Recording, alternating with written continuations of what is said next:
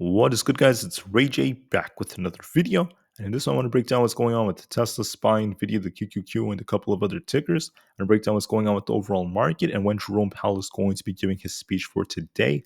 And I'm going to break down some very important areas to watch for when it comes to confluences and what's happening with the markets. But before I break anything down all this information, before I talk about what's going on with the charts, let me just mention a couple of things. I am firstly not a financial planner, so take nothing I say as financial advice. And also, if you guys can, please check out the Moomoo link, which is down below and in the description. If you sign up for Moomoo, the link down below, and deposit $100 into the account, you are guaranteed up to 5 free stocks. The offer ends in just 6 days, so check it out before they run out. Anyways, let's break down what's going on with the charts. Looking at the technicals right now, the market's looking more bearish. Looking at SPY, looking at Tesla being down 6%.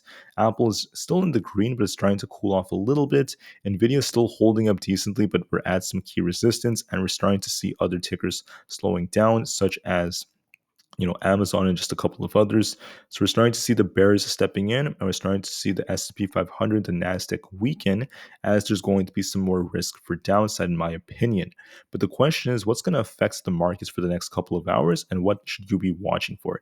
And the first answer is going to be Jerome Powell. The guy's going to be giving a speech at 2 o'clock p.m. Eastern Standard Time in Washington, D.C. And what he says about the economy, monetary policy, inflation, and etc. is going to have a very big effect on the entire stock market. So we're going to be watching what Powell ends up saying. We're going to be listening to what his words are and how this affects the markets. So just be ready for some high volatility starting in about half an hour from the time I'm recording this. So we're very close. Powell's about to be giving his speech, and we're going to be watching some key levels on the charts. For Tesla specifically, I just wanted to call out that we're getting some negative news about Tesla's valuation from HSBC analysts and also other analysts out there. They're giving Tesla lower price targets such as $146. We also have another tiny recall because of an airbag issue and just other things like this going on for Tesla, leading it to sell off harder. So we're getting some negative news for Tesla. They're also raising prices in parts of China, and a lot of things are going on with it. But the question now is, what's going to happen to Tesla in the market? And the answer is, we're looking more bearish as the day goes on. We're just continuing to see sellers stepping in, and we're seeing the market weaken. But we're going to be watching to see what Jerome Powell causes. Now, in my opinion, one thing I called out was on SPY, especially on the 4-hour, on the 30 minutes, on the hourly, we have many bearish divergences developing on the different charts. And you could see, SPY has this bearish divergence. It's starting to play out already. And this chart is starting to look more bearish looking at the 4-hour. It looks like we're going to be watching from our downside. But just to be safe, okay, in case Powell causes some kind of like pump and dump or Powell causes anything, make sure you watch resistance at 436.5 from the time I'm recording this. If we break that, watch 437, and above that we have like 437.5, then this entire 438 range, which is where we have some tight resistance. For support, you're going to be watching 436. If we lose this, you're going to be watching 435.5, which is very minor support, nothing too crazy. 435 flat is where we have the 20 EMA on the 4-hour time frame. So this green line right here, this is our next support, the 20 EMA on the 4-hour. If we lose that, I anticipate SPY is going to be sinking all the way back down to the 433s very, very soon if we end up losing that support. And I think the odds favor that very, very soon.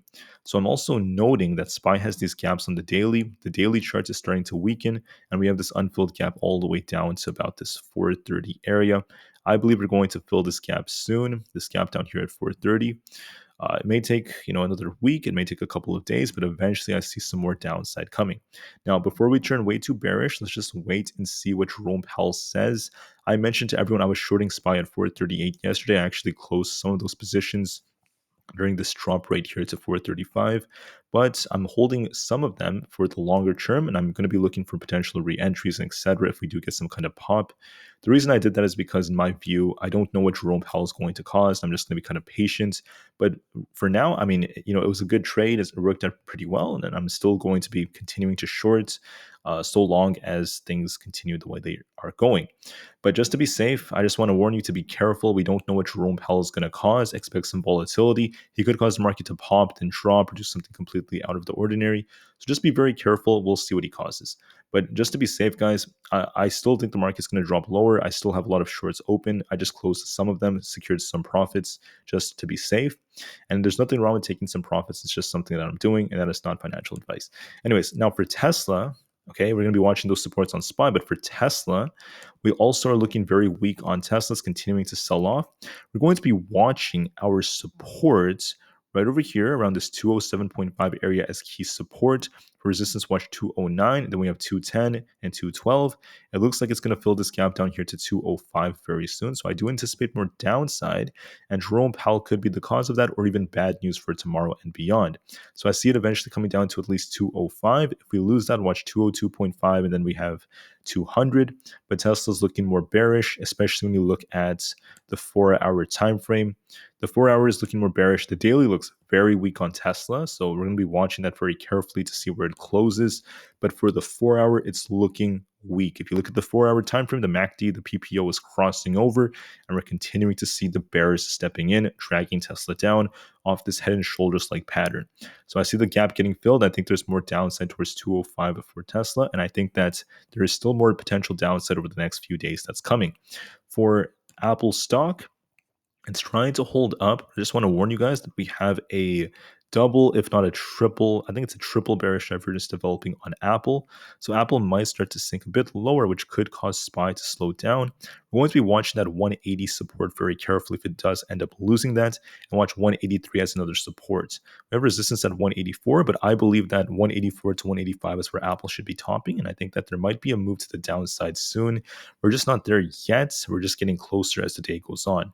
So look for a rejection very soon for Apple, and I think that is going to retrace towards 182. If we lose that, watch 180 below that. For Nvidia stock, this is also looking pretty strong for the time being, but I just want to warn you all because Nvidia is a little bit overbought. It's kind of like it's going a little bit too hard, in my opinion. It's a little bit too hot, and we're going to likely see this thing reject soon. So about Nvidia, it went a little bit higher than what I was expecting. I was talking about this thing topping around 480. It actually hit 482. If it breaks this, you're going to be watching this 485 resistance. But in my opinion, I think that the upside is very limited for Nvidia. I think that this thing is overbought. I think that as time goes on, we're going to see some more sellers stepping in, as we're starting to see them already. The 4-hour PPO kind of flipped again, but one thing worth noting is that we still have this bearish divergence that's being established. And I think that although Nvidia is holding up decently, there's going to be a risk of some downside soon, back down to like 475 or so. So give it some time, guys. I think it's going to come back down soon. And I think that we're eventually going to make our way back down to 465. But it may take a while. So we're just going to be waiting as time goes on. But for now, guys, don't forget to watch those resistance levels and just know that there's a risk of some downside for Nvidia. And we're just going to be watching these charts very carefully. Tesla still looks weak, and so does SPY. SPY is just barely holding this 4-hour 20 EMA. If we lose it, anticipate more downside. And it is what it is. All right. So with that said, just wait for Jerome Powell. We'll see what the guy has to say in about half an hour from now. We'll see what he says at 2 p.m. Eastern Standard Time. And we're going to be waiting as time goes on. But anyways, thanks again, guys. Have an absolutely great day. Remain calm, cool, and collected. And I'll see you guys in the next one. Thanks again, and peace out.